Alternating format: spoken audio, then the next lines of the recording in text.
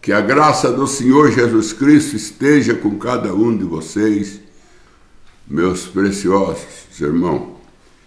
Eu desejo para vocês, desde já, um bom fim de semana, que hoje é sexta-feira, né? Hoje é.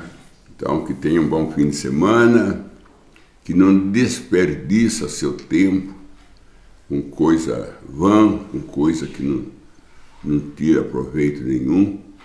O nosso tempo é precioso e o tempo passa e a gente nem percebe. E quando a gente vê, a gente já está lá na frente, na idade avançada, e olha para trás e perdeu muito tempo, muita oportunidade, muita boa coisa que devia fazer não fez.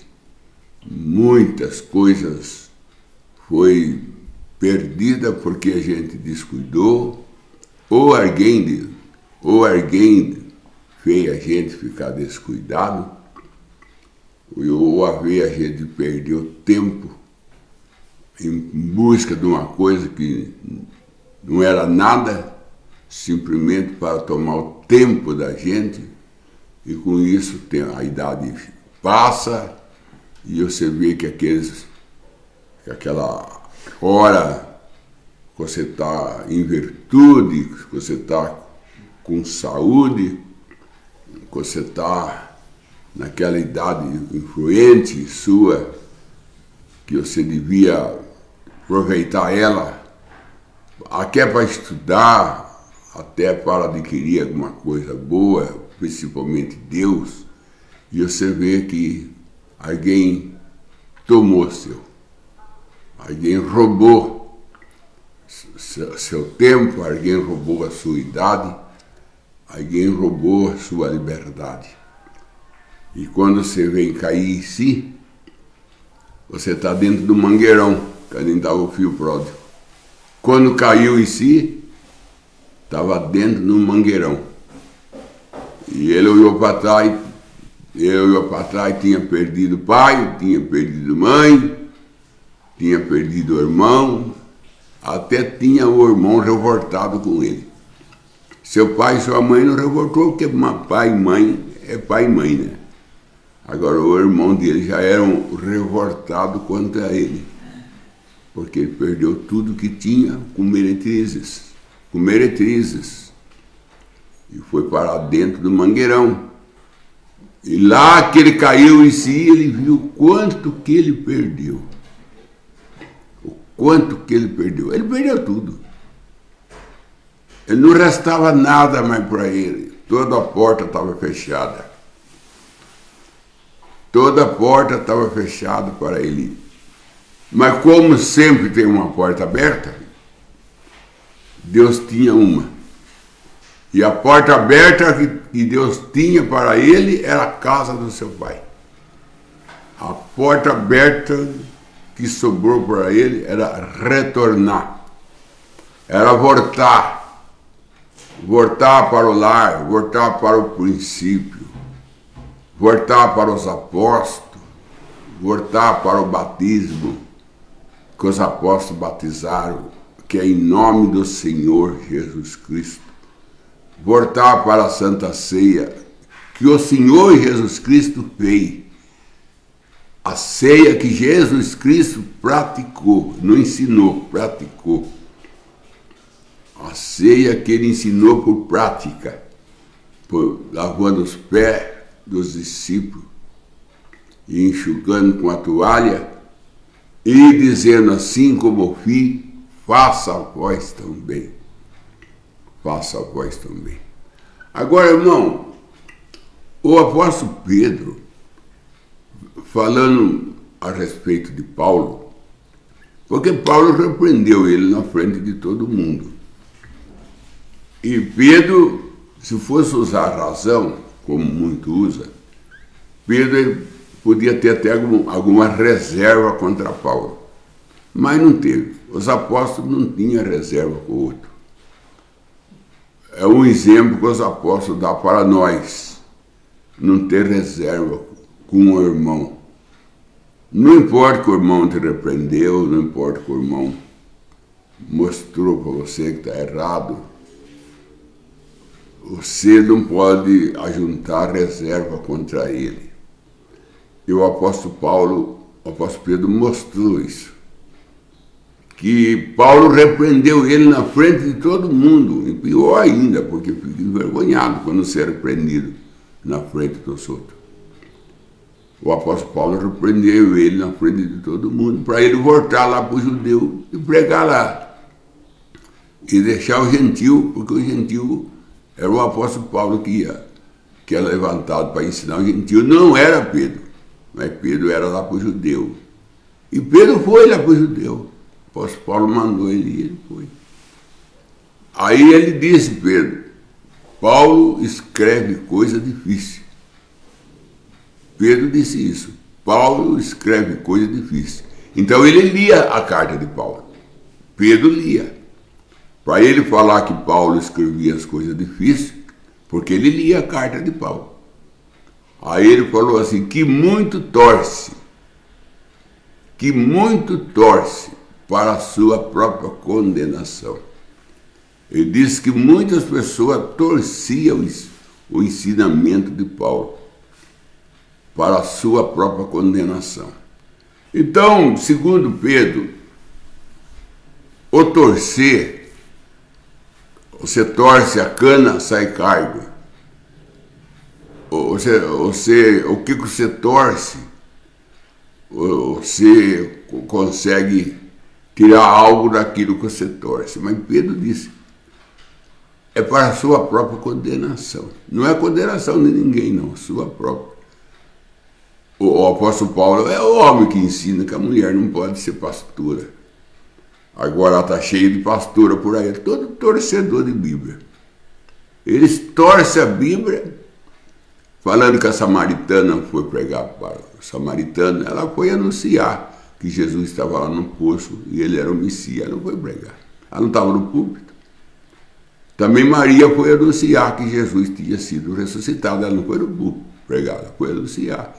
Olha, ele ressuscitou, isso é anunciar, não é pregar. Pregação é uma coisa, anunciar é outra. Quer dizer que aquela placa que está anunciando que tem um restaurante na beira da estrada, lá tem uma placa escrita, restaurante a tantos quilômetros. Ela está pregando? Ela está anunciando que tem um restaurante, ela não está pregando para o motorista. Ela está anunciando. Acontece que as pessoas não discernem o que é pregação, o que é palestra, o que é profecia. Eles não discernam que uma coisa é uma coisa, outra coisa é outra coisa. O apóstolo Paulo falou, não permito que a mulher ensine, nem tenha autoridade sobre o homem. E pregação é autoridade. Agora, anunciar não é autoridade. Profetizar, Felipe tinha 7 filhas que profetizavam, mas profetizar não é pregar. Profetizar é falar que vai vir uma chuva, profetizar é falar que vai vir uma bênção. Isso é profetizar, é falar de algo que vai vir, que vai acontecer. Isso não é pregar. Mas eles embolam tudo. Eles embolam tudo, eles não têm mais o discernimento. Que o Mombrana diz que o maior dom da Bíblia é o dom de discernimento que Deus deu para Salomão. Salomão, ele tinha o dom de discernimento, você vê que ele discerne. Aquelas 2 mulheres que uma matou o filho e quis dar o filho morto para a outra, ele em pouco tempo, em pouco minuto, ele discerniu quem era a verdadeira mãe e quem era a falsa. Esse é o dom. O maior dom da Bíblia é discernir o Espírito, discernir quem é errado, quem é certo, quem é a mãe do morto, quem é a mãe do vivo. Ele discerniu aquilo, porque ele tinha dom de discernir. E esse dom de discernir não deixa errar. Ele não deixa errar porque você discerne. O irmão Branham disse, deixa eu conversar com o homem 5 minutos, que eu sei que espírito ele tem. E não leva tempo você discernir, não. O irmão Branham disse, deixa eu conversar com um homem 5 minutos. E eu sei que espírito ele tem. Então, em 5 minutos é suficiente para a pessoa manifestar o espírito que opera na vida dela. Então, eles torcem a Bíblia. Agora, irmão, quem deu a ceia antes de ser crucificado, lavando o pé e mandando lavar, é o Senhor Jesus Cristo. Agora você fala, aquilo simplesmente era um símbolo. Ora, comer o pão também é símbolo do corpo, mas nós não come. Tomar o vinho também é um símbolo do sangue, mas nós não toma. Então por que o lava-pé é um símbolo e nós não faz? Os outros dois não faz, porque não faz o terceiro? Nós come o pão porque simboliza o corpo, mas nós come. Nós come o vinho, toma o vinho simbolizando o sangue, mas nós toma. Por que ele lavar o pé, nós não, que é símbolo, nós não faz? A pessoa fala, é símbolo de humildade. Não, irmão, é símbolo de receber o Espírito Santo. Ali a água na bacia simboliza o Espírito Santo, porque o pão simboliza o corpo, o sangue, o vinho simboliza o sangue. E aonde está o Espírito Santo? Quer dizer que ele não participa da ceia? Quer dizer que o Espírito Santo está fora da ceia? O corpo e o sangue está, que o pão com o vinho simboliza ele. Essas duas coisas nós faremos. A terceira, três é perfeição.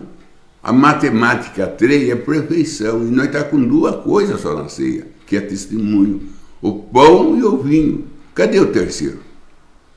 Que aperfeiçoa. Cadê o terceiro? O terceiro é a água. A água simbolizando o Espírito Santo. Em muito lugar na Bíblia, a água simboliza o Espírito Santo. Ele falou para a mulher samaritana, eu vou ser uma fonte dentro de você, que você nunca mais terá sede, uma fonte dentro dela. E era o Espírito Santo, essa fonte. Aí ele disse assim, aquele que crê em mim, como diz as Escrituras, rio de água viva sairá do seu ventre. A Bíblia diz que ele se referia ao Espírito Santo, que eles não tinham recebido ainda. E ele tratou o Espírito Santo como um rio. Agora a água na bacia simboliza o Espírito Santo. Quando você lava o pé do irmão, você está oferecendo o Espírito Santo ao pé a ele. Por que Por que lava o pé? Por que não é a mão? Não lava a mão em vez de lavar o pé? Porque o nosso pé tem que ser ungido pelo Espírito Santo. Nosso pé tem que ser lavado pelo Espírito Santo, porque em breve Satanás será esmagado debaixo da planta dos vossos pés. Então o nosso pé que vai esmagar Satanás. Agora, se Satanás é sujo, ele tem que ser uma coisa limpa para esmagar ele, porque uma coisa suja, única suja, em vez de esmagar, une. Se o nosso pé está sujo, Satanás é sujo. O nosso pé sujo vai esmagar Satanás sujo? Não vai esmagar, vai unir, porque sujeira une com sujeira. Então está no mesmo grau, sujo, querendo esmagar sujo. Não funciona. Tem que ter o pé limpo pelo Espírito Santo para poder esmagar Satanás. Conforme disse Paulo, em breve Satanás será esmagado debaixo da planta dos vossos pés. Então, por isso que lavamos o pé para esmagá-lo e andar na rua de ouro. Andar na rua de ouro. Eu vi um pregador jovem falando assim, como que pode andar na rua de ouro? Ouro simboliza divindade. Nós vamos andar na divindade. Jesus disse, eu sou o caminho. Jesus disse, eu sou o caminho. Se não é ele, é o caminho, anda nele. E ele falou assim, andar na rua de ouro. Ele. andar na rua de ouro. A rua de ouro é Jesus, o caminho. Eu sou o caminho. E que caminho que ele é? E se ele é a divindade? Jesus é a divindade. Ele disse, eu sou o caminho. Então nós vamos andar em Jesus.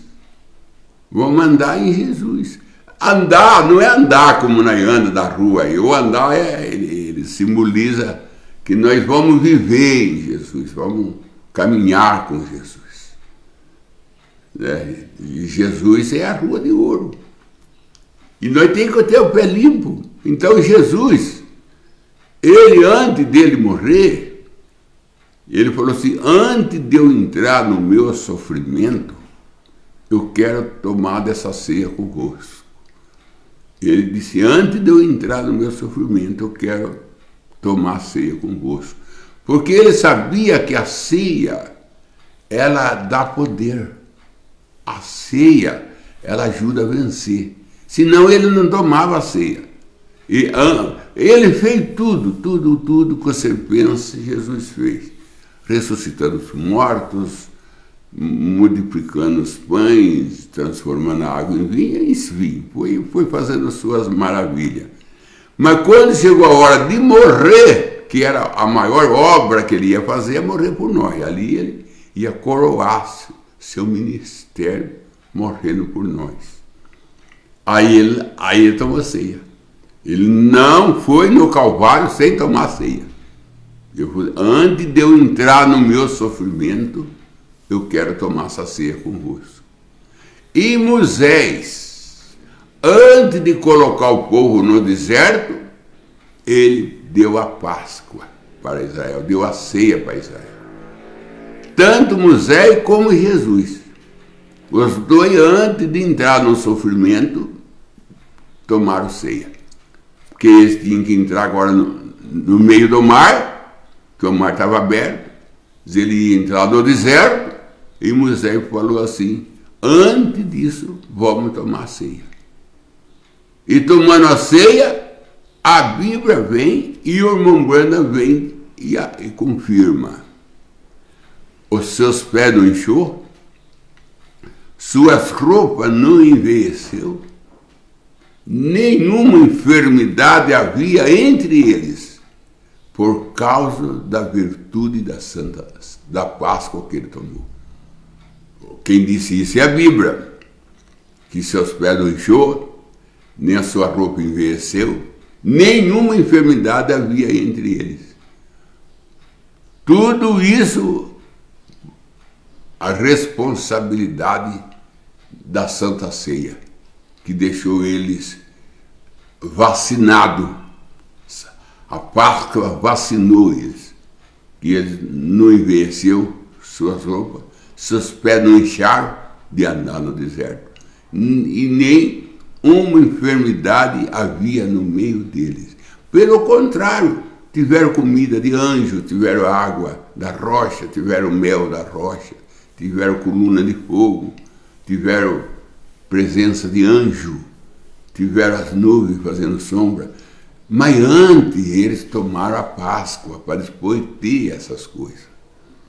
Aí Jesus disse, eu não quero entrar no meu sofrimento. Está lá em São Lucas escrito, está lá em São Lucas 24, por aí.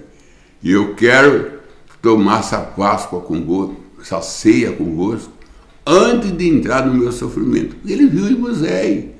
Ele viu que Moisés deu a Páscoa antes de passar o mar, antes de entrar no deserto. Aí Jesus viu a força que eles tiveram. Aí Jesus também sabia que tinha um deserto para passar. Ele tinha um calvário para passar. E ele falou, quero tomar a ceia para depois entrar no meu sofrimento. Agora nós não tomamos ceia, dia de ceia nós não vai, dia de ceia nós não se importa, parece que nós não sabemos o que significa. Por isso que eu falo que a pessoa torce para a sua própria condenação. Aí, a ceia é um símbolo. A ceia é um símbolo. Está torcendo, irmão. Você está torcendo. A Santa Ceia do Senhor, é ela que dá para nós poder para vencer deserto, para vencer Calvário. É ela. Porque a água simboliza o Espírito Santo, lavando o nosso pé. Olha bem, lavando o nosso pé, nós temos condição de moer Satanás, como disse Paulo. Em breve Satanás será esmagado debaixo da planta dos vossos pés. Mas tem que ter o pé limpo. Satanás é sujo e você com o pé sujo, simplesmente vai ser amigo, vai se unir, sujeira com sujeira.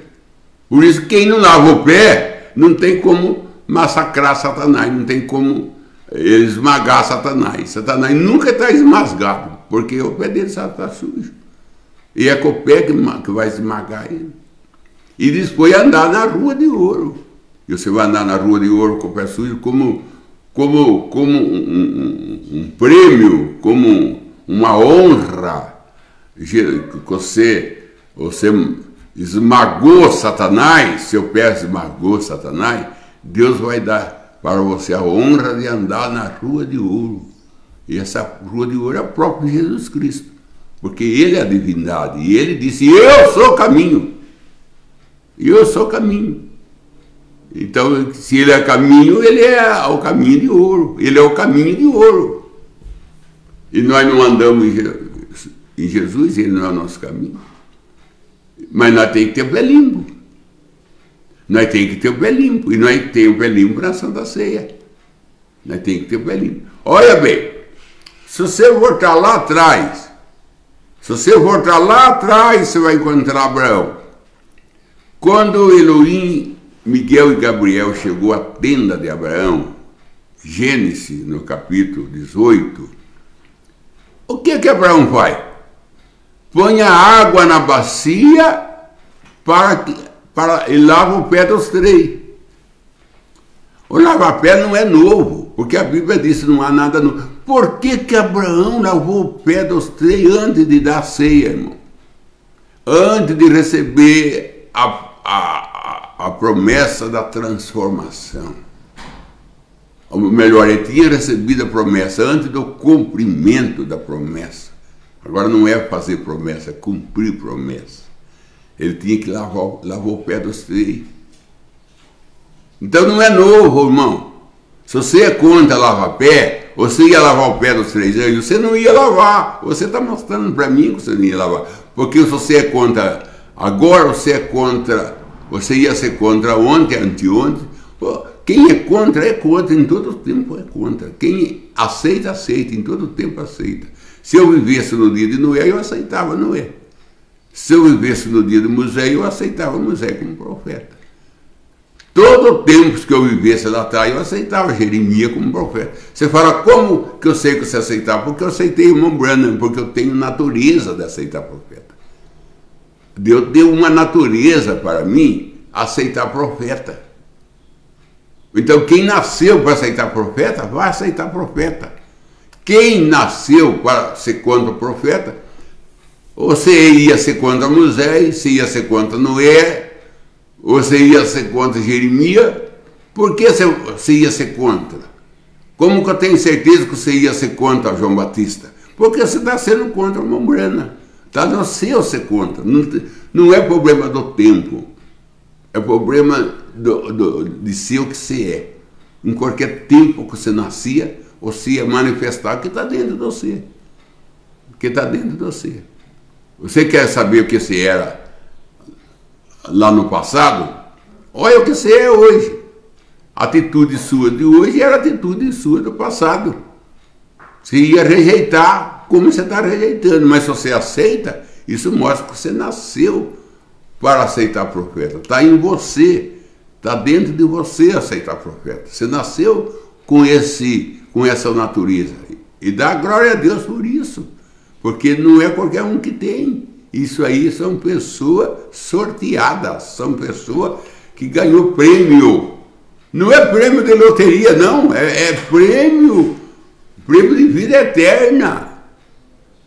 É prêmio de vida eterna. Deus deu para você uma natureza para aceitar a verdade, aceitar profeta.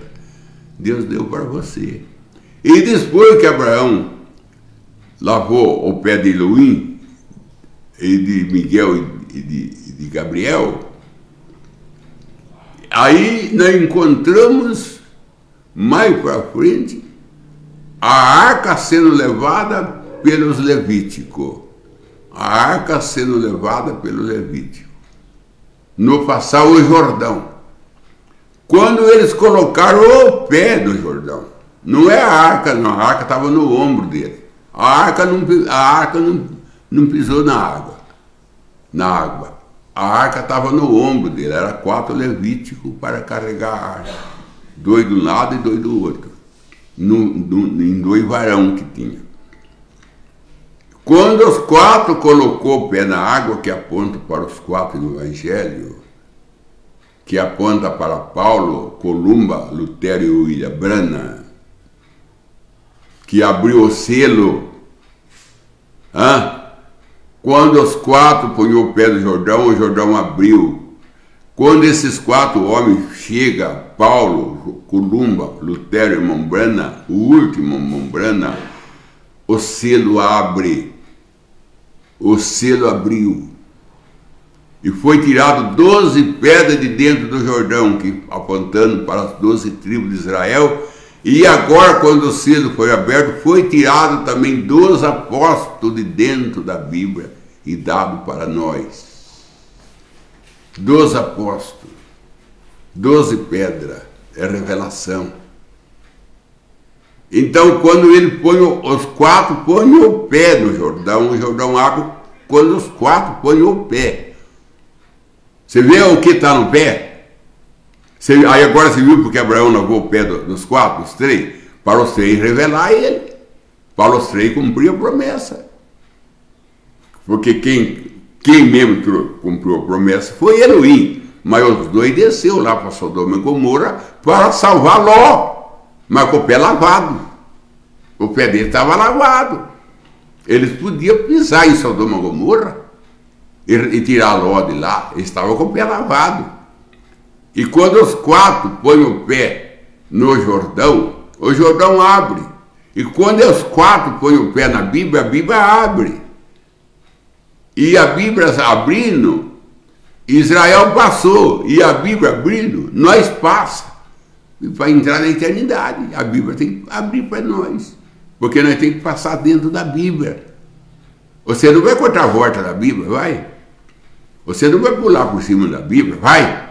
Você tem que andar dentro da Bíblia, porque a Bíblia é um pasto. Salmo 23, o Senhor é meu pastor e nada me faltará. Ele me conduz a pasto verdejante. Quem é o pasto verdejante? É a Bíblia. Quem é a água tranquila? É o Espírito Santo, é os 2, a Bíblia e o Espírito Santo. O pasto e a água tranquila, os 2 é a Bíblia. O pasto verdejante é o Senhor Jesus Cristo. E o Espírito Santo é a água tranquila. Então nós temos que entrar dentro da Bíblia. Não tem como nós sair do outro lado sem passar por dentro da Bíblia. Não tem como. A Bíblia é o caminho. A Bíblia é o canal que nós passamos. Agora, quando os 4 colocou o pé, que você vai contar Mateus, Marcos, Lucas e João, abriu Jesus. Abriu Jesus. Que Jesus foi aberto no Calvário e saiu a noiva, com a lança. Abriu Jesus. Mas precisou 4. Que é Mateus, Marcos, Lucas e João. Abriu Jesus. Quando agora os 4 põem o pé novamente na água, a água é o Espírito Santo. A água é a Bíblia. Sai o selo. E nós passamos e tiramos por último 12 pedras apontando para os 12 apóstolos. Para Israel, os 12 patriarcas, filho de Jacó. Mas para nós é os 12 apóstolos. Foi tirado os 12 apóstolos, foi como memorial. Trouxemos de volta, tiremos dos apóstolos novamente e trazemos eles de volta. de dentro do Jordão, de dentro do Calvário. De dentro do Calvário.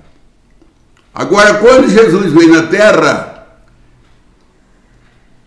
a mulher de mau fama lavou o pé dele com lágrimas, foi o que recebeu a melhor água, porque a melhor água que existe é a água do olho, é lágrimas. Por isso, mãe, você que ora pelo seu filho, não importa onde ele está, lá no céu, a lágrima sua é recolhida e colocada numa taça de sua mão branda. Você pode partir, mas a sua taça de oração permanece lá no céu. E um dia Deus pega ela. É a hora que o seu filho é salvo. Porque tem uma taça cheia de oração de uma mãe por aquele filho, por aquela filha. Então, quando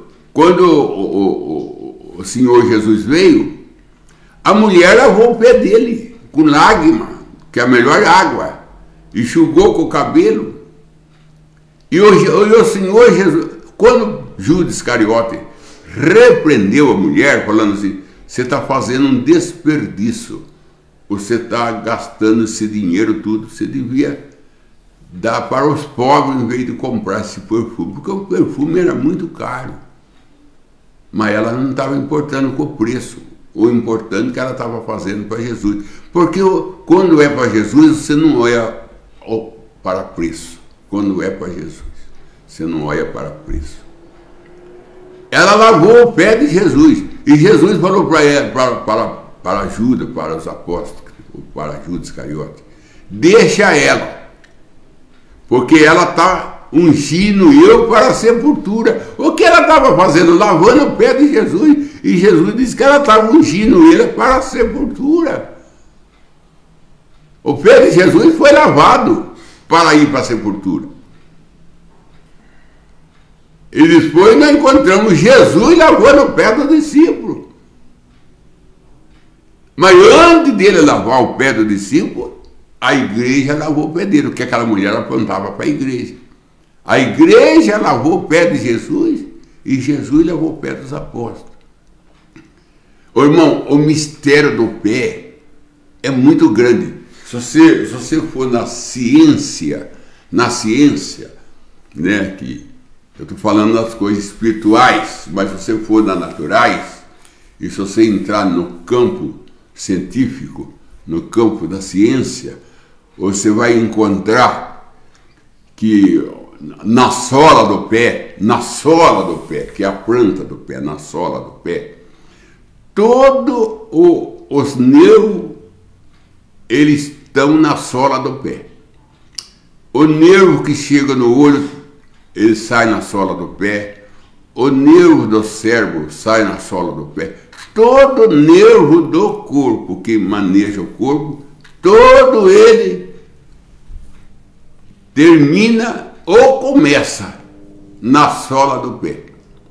Até que tem ciência que ela pega a planta do pé da pessoa, se ela quer procurar o problema do olho da pessoa, ela acha o músculo, o nervo, que é do olho, ela trabalha naquele nervo para melhorar a vista da pessoa. Todo nervo, eu vou terminar aqui dizendo assim, todo nervo do seu corpo, seja ele qual for, todos eles terminam no seu pé. Todo ele sai na sola do seu pé. Por isso que tem certo hospital que cuida de paciente que está com depressão, paciente que não está bem. Primeira coisa que eles fazem é mandar a pessoa andar descalço numa grama bem verdinha e com aquele sereno da manhã a pessoa caminhar descalço. Segundo eles dizem, que descarrega toda a depressão, todo o mal-estar que está no corpo, descarrega na grama e carrega. Descarrega e carrega. A grama faz descarregar e carregar. Porque nós também, nós é pó, nós é terra. Nós é terra. Então eles ensinam que não se pisar a que pessoa que anda descalça, principalmente antigamente, que andava muito descalço, é difícil a pessoa ficar doente, irmão. A pessoa pegar sarampo, a pessoa pegar isso, a pessoa pegar esse tal aí que saiu agora aí, o coronavírus. Coronavírus sempre existiu. É que encontrou uma geração fraca, aí ela apoderou. Mas lá atrás, quando tinha os homens que andavam descalços, os homens que andavam com o pé no chão, que ele descarregava e carregava energia negativa e descarregava na terra e adquiria positiva, eles eram fortes. Ele era forte. Foi encanando descalço. Existe um descarregar e carregar. Então, todas as coisas é perfeição, mas acontece que as pessoas se enfiaram muito em querer saber, entraram muito em ser tal, e todas essas coisas necessárias, que é simples, coisa simples e necessária, foi abandonado, foi deixado para trás. Mas você não perca uma ceia, não. Não perca uma santa ceia. E quando você lavar o pé do irmão, não é o pé do irmão que você está lavando. Você está lavando o pé de Jesus. Porque Jesus está no irmão. E quando o irmão está lavando o seu pé, não olha para o irmão, não. É Jesus que está lavando o seu pé. Porque Jesus disse, se eu não lavar, não tem parte comigo. Tem que ser Jesus. Então que Deus te abençoe em nome de Jesus Cristo. Vamos para as perguntas da tarde, então. O irmão Oliveira Marcelo, ele pergunta: por que Paulo repreendeu o espírito de adivinhação da jovem que falava a verdade? E qual a diferença de adivinhação e dom de revelação? Obrigado, pastor Joel, que Deus te abençoe. Adivinhação, irmão, é adivinhar. Ou você fala assim, aqui no nosso meio tem uma pessoa, tem 100 pessoas na igreja. Você fala aqui, Deus me está revelando que aqui no nosso meio tem uma pessoa que tem problema na coluna. Você está adivinhando, porque você não sabe. Porque se você sabe, você fala o nome da pessoa, que a minha irmã não falava. Ou você chama fulano de tal, você mora em tal cidade, a rua que você mora é tal, o número da sua casa é tal. Seu marido é tal pessoa, e você o médico que cuida de você chama tal. Então, as coisas ficam totalmente esclarecidas, porque Deus não é Deus de confusão. Deus não é Deus babilônico. Deus não é Deus de confusão. Você viu Zaqueu? Zaqueu, desça daí que eu quero ficar na sua casa hoje. Quem falou para ele que lá em cima da árvore tinha um homem, escondido no meio das folhas? E tinha Zaqueu. Quem falou para ele que ele chamava Zaqueu? Quem falou para ele que ele tinha uma casa? Eu vou ficar na sua casa. Isso aí é revelação. Isso aí não é adivinhar, isso é revelação. Agora, adivinhar é você falar assim, aqui no nosso meio tem uma pessoa que não está bem com o intestino, tem o intestino descontrolado. No meio de 100 tem um, irmão. No meio de 100 tem um. Então é adivinhar. Isso é adivinhar. Agora, revelação é você falar quem é a pessoa, onde a pessoa mora, aonde a pessoa adquiriu aquele problema, como ela faz para sair daquele problema. Isso é revelação. Agora, isso que ele chama de revelação aí da denominação, isso aí é confusão. Porque ele fala assim, aqui no nosso meio tem uma irmã que ela sofre muito de dor de cabeça. Aí levanta 2, 3. Não é você, não é você aí. Aí ele escolhe aquela que tem mais aparência, que tem mais dinheiro. Aí fala, é você que Deus está revelando, é você que Deus está chamando. Isso daí, irmão, é confusão, isso aí é uma vergonha. Isso aí é uma vergonha para o Evangelho. É uma vergonha. Deus não precisa dessas coisas. Deus não precisa dessas coisas. E o que mais perguntou? Ele perguntou qual a diferença de adivinhação e dom de revelação. Então, o dom de revelação é você declarar a pessoa, quem é a pessoa, mostrar quem é a pessoa. Você não fica falando que tem uma pessoa, você fala fulano e tal. Você já fala o nome dela, você tem tal problema. Você consultou com o médico que chama fulano e tal. Não é verdade? E ele disse isso você, não é? Você mora em tal rua. O número da sua casa é tal. É verdade. Isso é revelação. Agora, a adivinhação, aqui no nosso meio tem uma pessoa que tem tal problema. Aí parece 2, 3. Não é você, não é você. Não, é você aí. É você. Quem é você? Você é a mais bem aparentada, né? Aquela que expressa que tem mais dinheiro. É ela. Irmão, um evangelho tão bonito que nós temos. E veio de homem que sofreu, foram cerrados no meio, no caso de Isaías, derramaram sangue, enfrentaram o leão, fogueira, para trazer esse evangelho para nós. Agora cai na mão de pessoas que não têm um pingo de reverência com a Bíblia. Um pingo. Mas Pedro foi bem claro quando disse: eles torcem a Bíblia para a sua própria condenação. Torce para a sua própria condenação. Que Deus tenha misericórdia. Vamos para a próxima pergunta, agora do irmão Osiel Guimarães. Em qual mensagem o profeta afirma que Eva daria luz a Jesus? De volta à palavra original. De volta à palavra original. Ela tem 2 volumes, irmão. Ela vem de Goiânia, da gráfica de Goiânia. Parece que é de volta à palavra original, não sei se bem é esse o nome. A palavra falada,